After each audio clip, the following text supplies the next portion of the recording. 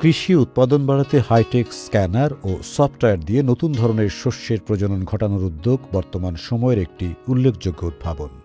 কৃষি বিজ্ঞানীদের মতে আগামী ২০৫০ সালের মধ্যে বিশ্বে ৯০০ কোটি মানুষের খাদ্যের যোগান দিতে হবে। এজন্য বছরে কৃষি উৎপাদন বাড়াতে হবে ১.৫% হারে। কিন্তু পরিবেশের ক্ষতি করে কৃষিজমি বাড়ানোও চলবে না। অতএব চাই এমন শস্য যার উৎপাদন ক্ষমতা বেশি।